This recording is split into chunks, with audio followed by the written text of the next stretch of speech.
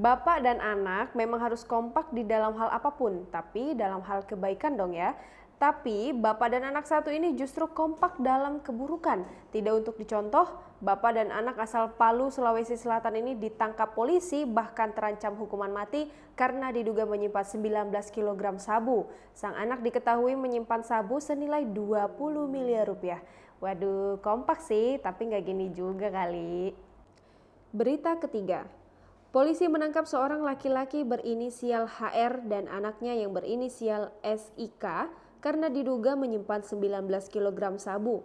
Awalnya polisi menangkap SIK di rumahnya, Jalan Nuri, Kecamatan Tanamondindi, Kecamatan Mantikulore, Kota Palu, Sulawesi Tengah pada Jumat 27 November 2020. SIK diketahui menyimpan sabu senilai 20 miliar rupiah dalam bagasi mobilnya.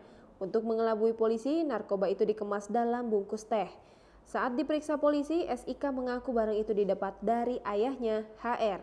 Dari pengakuan SIK, sabu itu didapatnya dari Tawau, Sabah, Malaysia. Barang itu diselundupkan lewat jalur laut ke Kalimantan Utara sebelum dibawa ke Sulawesi Tengah. Ayah dan anak ini sudah 3 kali mengedarkan sabu di Sulawesi Tengah dan Sulawesi Selatan.